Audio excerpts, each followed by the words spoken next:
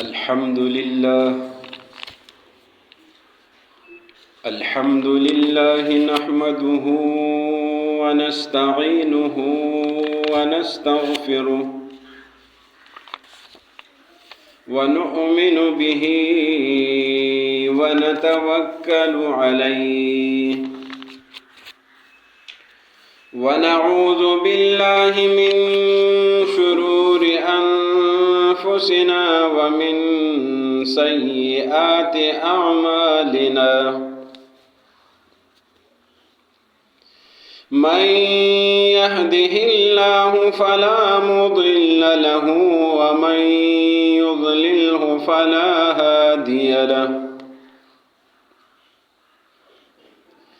ونشهد أن لا إله إلا الله وحده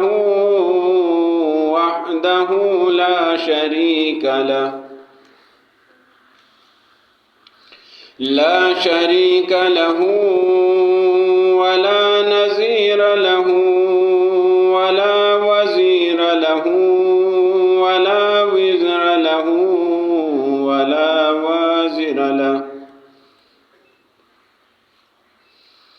أبدي سرمدي أزلي لا أول له ولا آخر له ونشهد أن سيدنا وسندنا وأولانا ومولانا وشفيعنا وسيدنا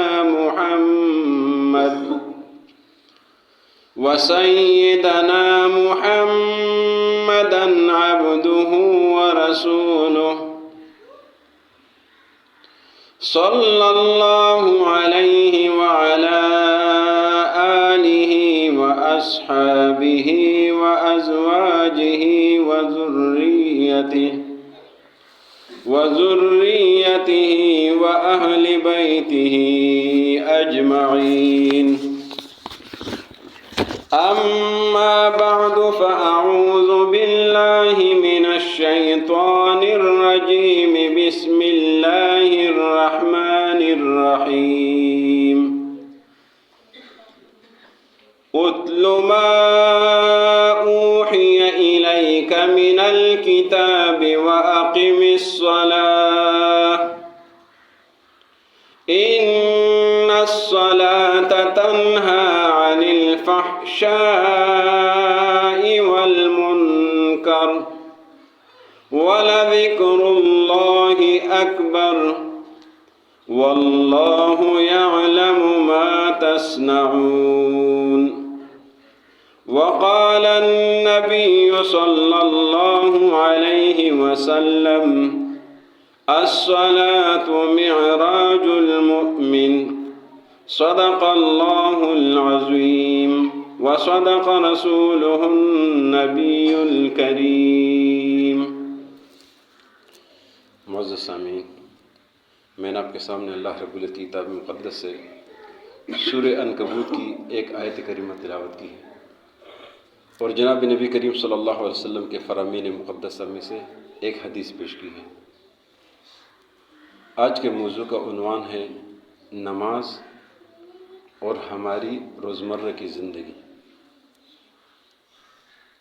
कि नमाज का रोज़मर्रा ज़िंदगी के साथ ताल्लुक़ क्या है, नमाज के असरात रोज़मर्रा ज़िंदगी पर क्या है। नमाज ये बुनियादी हुक्म है, ईमान की बुनियादी अहकामात में से एक हुक्म है, अरकान में से एक रुकन है। जब हम ईमान लाते हैं, कोई भी शख्स मुसलमान होता है तो उस पर सबसे पहला हुक्म जो लागू होता है, फ़र्ज़ होता है, वो नमाज है। और क़यामत के दिन जिस हुक्म के बारे में सबसे पहले सवाल जवाब होगा, सबसे पहले हिसाब किताब होगा, वो नमाज ही है।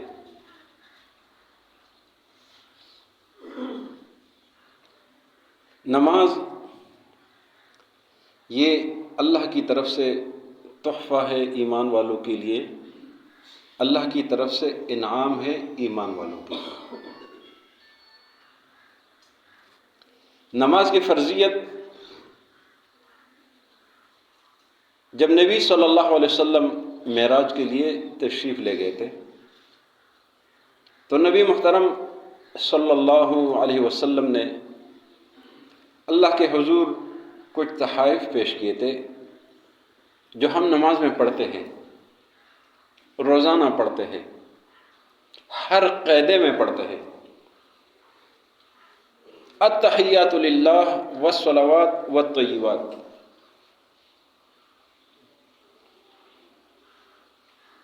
حضور اکرم صلی اللہ علیہ وسلم نے فرمایا کہ تمام زبانی عبادتیں اللہ کے لیے ہیں، تمام بدنی عبادتیں اللہ کے لیے، تمام مالی عبادتیں اللہ کے لیے ہیں۔ اللہ کی طرف سے نبی محترم صلی اللہ علیہ وسلم کو تحائف پیش کر دیے گئے۔ السلام علیکہ ایھا النبی ورحمۃ اللہ وبرکاتہ۔ اے نبی صلی اللہ علیہ وسلم، آپ پر سلامتی ہو، ورحمۃ اللہ، اللہ کی رحمتیں ہوں آپ پر، وبرکاتہ، اور اللہ کی برکتیں ہوں آپ پر۔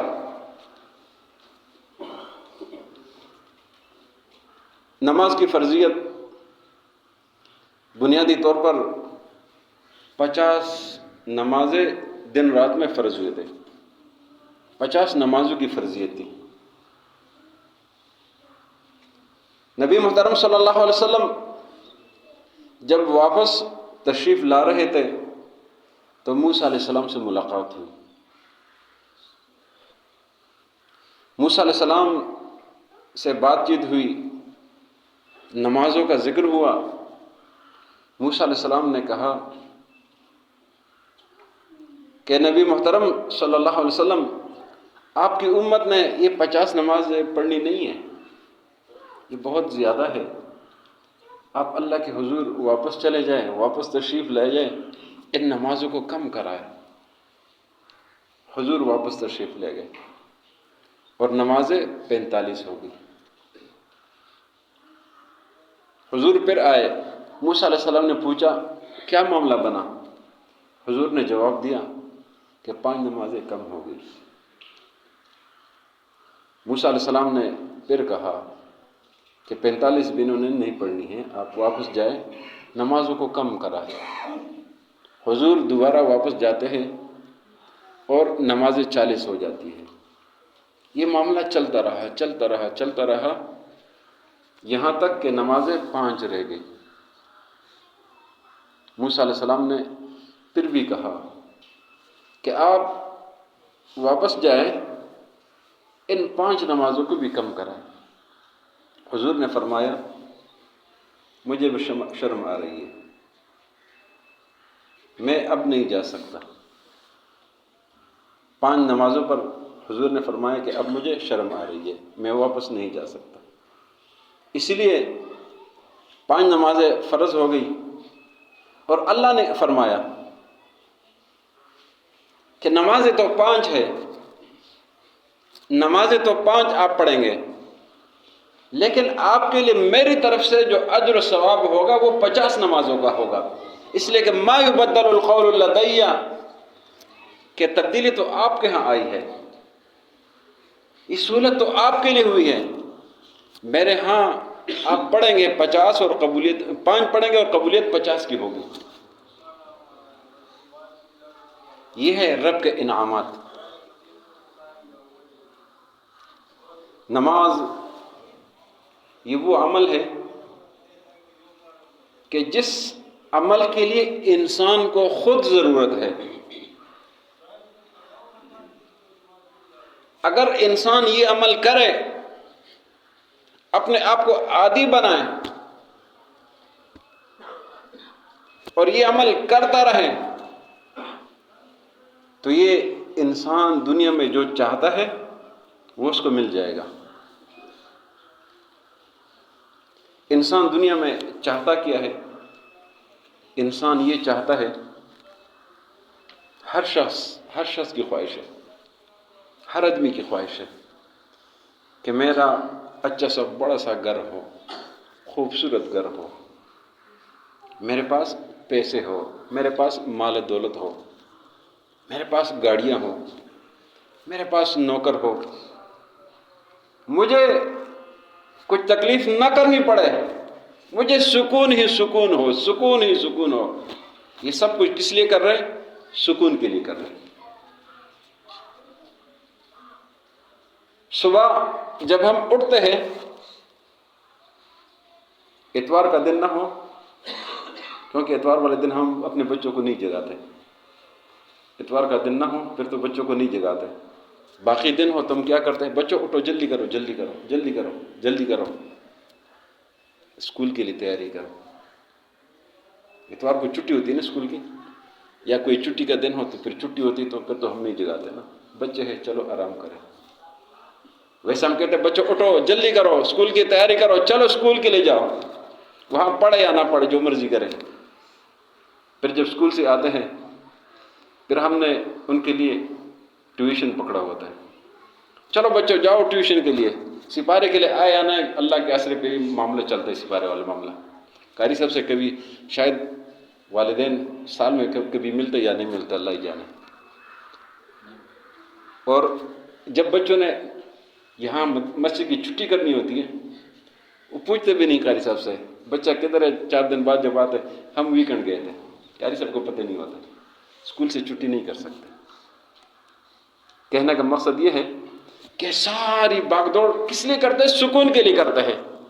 بچے کو دوڑا رہے صبح بھی شام کو بھی، اور جب تھوڑا سا بڑا ہو جائے 7ویں کلاس تک جب پہنچ جاتے پھر ہم ایک اور تیاری شروع کر دیتے، کبھی کہیں سرگودا میں داخل کرے، کہ جیل میں داخل کرے، کہیں مری میں داخل کرے، کہیں اور داخل، یہ معاملہ چل رہا ہے۔ کس لیے کہ یہ میرا بچہ یہ دنیا میں بڑا افسر بن جائے اور اس کو سکون ملے، اس کو سکون ملے تو مجھے سکون ملے۔ اس کا نتیجہ تو اللہ کو پتہ ہے کہ اس کے ذریعے سے اس کو سکون ملتا ہے یا اس کا سکون مزید برباد ہوتا ہے، اس کا کوئی گارنٹی نہیں ہے۔ اس کو سکون ملتا ہے یا سکون خراب ہوتا ہے، وہ تو اللہ کے فیصلے ہوتے ہیں۔ لیکن سب کچھ جو ہم کر رہے ہیں سکون کے لیے کر رہے ہیں۔ یہ بھاگ دوڑ اس لیول سے آگے چلے جائے، میٹرک ایف اے کے بعد پھر ایک اور بھاگ دوڑ شروع ہو جاتی ہے کہ اب کہیں بچے کو تیاری کرائے جائیں، کہیں افسر بن جائے۔ کس لیے؟ سکون کے لیے۔ سکون کدھر ہے؟ آرام کدھر ہے؟ وہ اللہ نے بتایا ہوا ہے، وہ سب کچھ اللہ نے بتا دیا ہے کہ آپ کے چلنے پر آپ کے ذہن میں جو کچھ ہے اس میں سکون نہیں ہے، جو میں کہہ رہا ہوں اسی میں سکون ہے۔ اور فرمایا الا بذکر اللہ تطمئن القلوب، خبردار اللہ کے ذکر میں ہی سکون ہے۔ اور اللہ کا ذکر کیا ہے؟ اللہ کا ذکر قرآن مقدس میں رب العالمین نے فرمایا وَأَقِمِ الصَّلَاةَ، نماز قائم کرے، لذکری، میرے ذکر کے لیے، میری یاد کے لیے، وَأَقِمِ الصَّلَاةَ لذکری، میری یاد کے لیے نماز قائم کرے، اس لیے کہ میرے ذکر میں سکون ہے۔ الا بذکر اللہ تطمئن القلوب۔ دنیا کی باغ دوڑ، جتنی باغ دوڑ کریں گے اتنی بے سکونی ہوگی، جتنے معاملات پھیلائیں گے اتنی ہی بے سکونی ہوگی، جتنے مسائل پھیلائیں گے اتنی ہی بے سکونی ہوگی۔ یہ جو نماز ہے یہ بڑے سکون کا ذریعہ ہے، بڑے آرام کا ذریعہ ہے۔ اس نماز سے دل کو سکون مل جاتا ہے، دل مطمئن ہو جاتا ہے۔ اور اگر کبھی تجربہ کرنا ہو تو جب نماز نہیں پڑھی ہوتی ہے آدمی بے سکون ہوتا ہے۔ یا کہیں آپ سفر پہ جائیں، جب آپ کو تھکاوٹ ہو جائے، تک جائے، نماز کا ٹائم ہو، آپ کہیں مسجد میں جائیں، نماز پڑھے، آپ محسوس کریں گے کہ آپ کو کیسے سکون میسر ہو گیا، آپ کو کتنا مزہ آ گیا، آپ کو کیسے سکون آ گیا؟ اور سکون آئے گا کیوں نہیں؟ اس لیے کہ حضور صلی اللہ علیہ وسلم نے فرمایا ہے کہ جب انسان وضو کرتا ہے، اس وضو کرنے کے ساتھ جب وہ ہاتھ دھوتا ہے تو اس کے ہاتھ دھونے کے ساتھ ساتھ اس کے وہ گناہ جو اس نے ہاتھوں سے کیے ہیں وہ گناہ دھل جاتا ہے، وہ گناہ جو اس نے چہرے سے کیے ہیں وہ گناہ دھل جاتے ہیں، ختم ہو جاتے ہیں، وہ گناہ جو اس نے پاؤں سے چل کر کیے ہیں وہ گناہ وہ ختم ہو جاتے ہیں، وہ گناہ جو اس نے سوچ کے کیے ہیں وہ گناہ دھل جاتے ہیں، ختم ہو جاتے ہیں، اتنا بڑا بوجھ اس سے اتر گیا۔ سکون تو اندر ہے، سکون تو باہر نہیں ہے، سکون تو اندر ہے، اور جب اس کے اندر سے وہ چیزیں ختم ہو گئی ہے، وہ کثافت ہے، وہ بھاری پن ختم ہو گیا، اس کو سکون میسر ہو گیا۔ جب انسان میلا ہو جاتا ہے اس کو بے سکونی ہوتی ہے، جب وہ نہا لیتا ہے اس کو سکون میسر ہو جاتا ہے۔ اور حدیث مبارکہ میں آتا ہے، نبی محترم صلی اللہ علیہ وسلم کا فرمان مقدس ہے، صحابہ اکرام سے پوچھتے ہیں، سوال کرتے ہیں کہ میرے صحابہ ایک بات آپ بتا دیں، اگر آپ میں سے کسی کے گھر کے سامنے ایک نہر ہو، جاری ہو، صاف ستھرا اس میں پانی ہو، اگر وہ شخص دن میں 5 بار اس نہر میں نہائے تو آپ بتائیں کہ اس کے بدن پر میل کچیل رہے گا؟ صحابہ نے کہا یا رسول اللہ صلی اللہ علیہ وسلم نہیں رہے گا۔ 5 بار تو کیا، آدمی ایک بار بھی نہائے تو طہارت حاصل ہو جاتی، اگر 5 بار نہائے تو کیا ہی کمال ہوگا۔ حضور نے فرمایا یہی مثال 5 نمازوں کی ہے، جب آپ 5 نمازیں پڑھیں گے تو آپ کے اندر جو روحانی بے سکونی ہے، وہ جو گناہ ہے، وہ آپ کے گناہ ان 5 نمازوں سے دھل جاتے ہیں، ختم ہو جاتے ہیں۔ اس لیے نماز سکون اطمینان کا ذریعہ ہے، سکون اطمینان ڈھونڈنا ہے تو نماز میں ڈھونڈے۔ نماز ہمیں زندگی میں کیا اسباق دیتا ہے، کیا رہنمائی کرتا ہے؟ سب سے پہلے ہم وہ کام لے لیں جس کام کے لیے حضور نے فرمایا ہے الطہور شطر الایمان، کہ طہارت اور پاکیزگی آدھا ایمان ہے۔ یہ طہارت اور پاکیزگی یہ ہر معاملے میں، ہر چیز میں، ہر عمل میں طہارت اور پاکیزگی۔ الطہور شطر الایمان، طہارت اور پاکیزگی آدھا ایمان ہے، اور یہ طہارت اور پاکیزگی نماز کا حصہ ہے، لازمی حصہ ہے۔ جب تک طہارت اور پاکیزگی نہ ہو تو نماز ہوتی نہیں ہے۔ اللہ رب العزت کا فرمان مقدس ہے یا ایھا الذین آمنوا اذا قمتم الى الصلاة فاغسلوا وجوہکم وایدیکم الى المرافق وامسحوا برؤوسکم وارجلکم الى الکعبین، کہ طہارت اور پاکیزگی حاصل کرو۔ وان کنتم جنبا فطہروا، غسل کرو۔ پھر آیت کے آخر میں اللہ نے ایک بات بتائی ہے، اس کی حکمت بتا دی، فرمایا ما یرید اللہ لیجعل علیکم من حرج، اللہ آپ کو تنگی میں نہیں ڈالنا چاہتا، اللہ آپ کو آزمائش میں نہیں ڈالنا چاہتا، ولیکن یرید لیطہرکم، اللہ یہ چاہتا ہے کہ آپ صاف ستھرے رہے، آپ پاکیزہ رہے۔ اللہ تو انسانوں کی پاکیزگی چاہتا ہے، اور یہ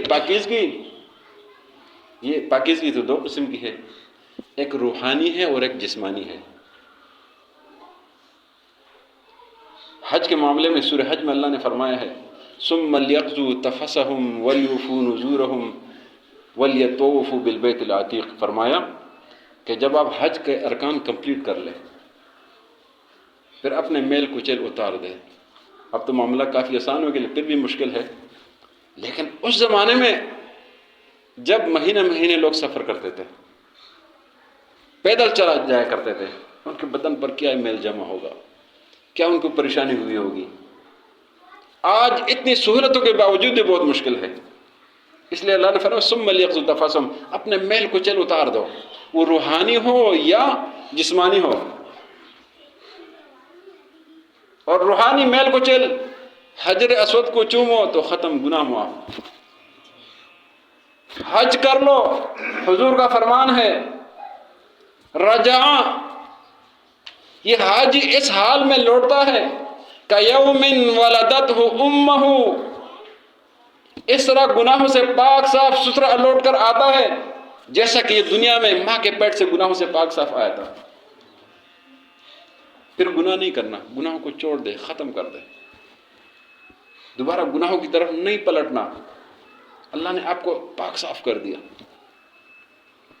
نماز طہارت اور پاکیزگی کا درس ہمیں دیتا ہے کہ آپ طہارت اور پاکیزگی حاصل کریں، اور یہ طہارت اور پاکیزگی یہ صرف مسجد کے حدود تک نہیں کہ وضو کرے مسجد میں طہارت اور پاکیزگی حاصل کرے، یہ طہارت اور پاکیزگی آپ پڑوسی کے گھر کے سامنے کوئی گندگی کا شاپر بھی نہ پھینکے، اس بات کا بہت دھیان رکھنا کہ محلے میں کہیں گندگی نہیں پھینکنی ہے، راستے میں گندگی نہیں پھینکنی ہے۔ حضور نے اس کام سے منع کیا، فرمایا کہ راستے میں پیشاب نہ کیا کرو، وہ درخت کے نیچے پیشاب نہ کیا کرو، اس لیے کہ راستے میں کوئی گزر رہا ہوگا اس کو تکلیف ہو جائے گی، درخت کے نیچے کوئی بیٹھے گا اس کو تکلیف ہو جائے گی، اور بہت سارے ہدایت دی ہے۔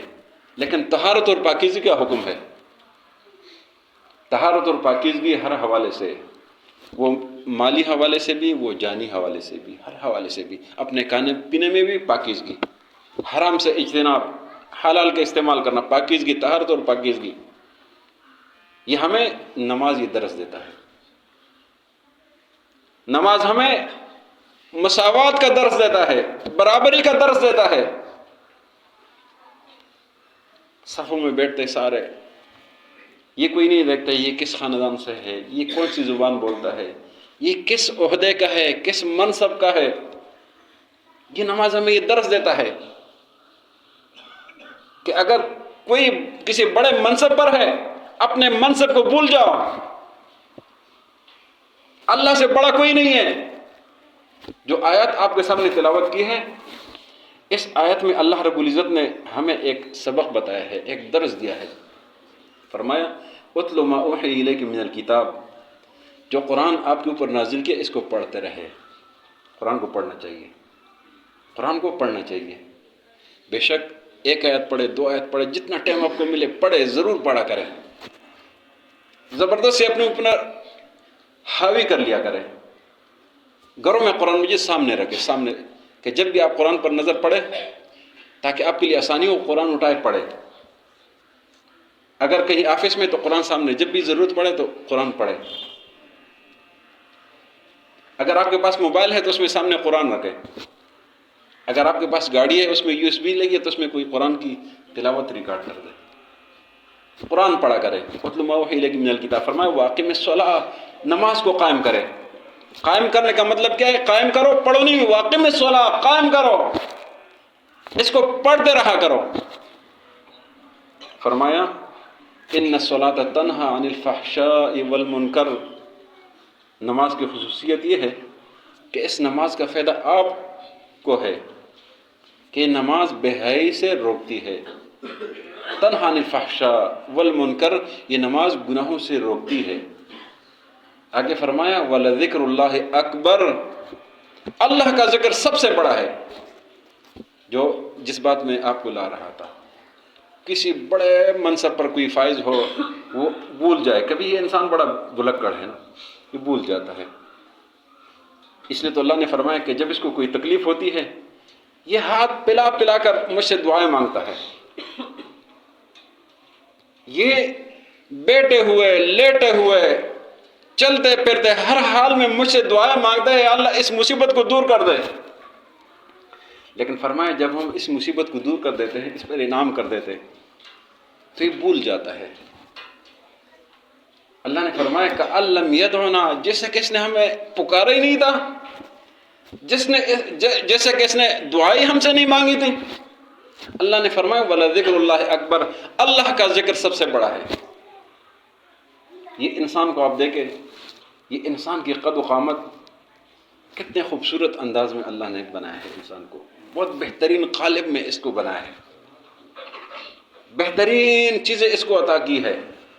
اتنے مخلوقات میں سے انسان کو ایک نرالا انداز میں بنایا ہے، اس کو اسپیشل اختیارات دیے ہیں، صحیح سلامت اونچے قد والا بنایا ہے، اس کا سر سب سے اونچا بنایا ہے، لیکن اللہ نے فرمایا یہ جو اونچا سر ہے یہ کسی اور کے سامنے نہیں، یہ میرے سامنے اس زمین پر رکھنا ہے، کسی اور کے سامنے نہیں۔ اس لیے حضور نے فرمایا اگر میری شریعت میں اجازت ہوتی کہ کوئی بھی شخص دوسرے کے لیے سجدہ کرے تو میں عورتوں کو حکم دیتا کہ اپنے مردوں کے سامنے سجدہ کریں، لیکن اجازت نہیں ہے، کسی کے سامنے سجدہ نہیں کریں گے۔ جو کر رہے وہ جہالت کر رہے ہیں، جو کرتے ہیں وہ جہالت کرتے ہیں۔ اس سر کو صرف اللہ کے سامنے نیچے کرنا ہے، یہ عاجزی صرف اللہ کے سامنے۔ وَلَذِكْرُ اللَّهِ اکبر، اللہ کا ذکر سب سے عظیم الشان ہے، سب سے بلند ترین ہے۔ انسان اپنے آپ کو جو مرضی سمجھ لے، چاہے وہ قارون جیسا مالدار سمجھ لے، فرعون جیسا با اختیار سمجھ لے، حامان جیسا بڑا وزیر سمجھ لے، ان کا حشر اللہ نے کیا کیا، ایک ایک کو دیکھے، فرعون کو پانی میں ڈبو دیا، ہارون کو بھی ساتھ، حامان کو بھی ساتھ ڈبو دیا، قارون کو اللہ نے زمین میں دسا دیا۔ اور دنیا وہ تو پرانی دنیا ہے، اب کی دنیا وہ لوگ جنہوں نے وہ جہاز بنایا تھا، جو کہتے تھے کہ اتنا مضبوط جہاز ہے، اتنا مضبوط جہاز ہے کہ اللہ بھی اس کو نہیں ڈبو سکے گا، اللہ نے کر کے دکھایا۔ اور پھر آج کی عبرت، ہماری دعا اللہ ان لوگوں کی مغفرت کرے، لیکن جو وہ دیکھنے گئے تھے وہ بھی واپس نہیں آئے۔ اس لیے انسان جب یہ مال دولت اس کے پاس آ جاتی ہے، اللہ نے فرمایا ارآہ استغنا، یہ انسان جو ہے نا اپنے آپ کو جب غنی سمجھ لیتا ہے، یہ اپنے آپ کو بے پرواہ سمجھ لیتا ہے۔ بے پرواہ نہیں سمجھنا، اللہ کے حضور اپنے آپ کو پیش کرنے کا، اللہ سب سے بڑا ہے، اللہ سب سے بڑا ہے، یہ سب کچھ اسی کے قبضے قدرت میں ہے، سب کچھ اسی نے کرنا ہے۔ مال آ جائے تو الحمدللہ، اس کی اتنی طلب نہیں کرنی کہ آپ اپنی بنیادی دین کو چھوڑ دیں۔ اس لیے نماز یہ وہ کام ہے جس میں سب کچھ میسر ہے، اس میں طہارت و پاکیزگی بھی ہے، اس میں مساوات بھی ہے، اس میں ڈسپلن بھی ہے، اس میں وقت کی پابندی بھی ہے، اس میں چھوٹے بڑے کی تمیز بھی ہے کہ بڑے پہلے صف میں چھوٹے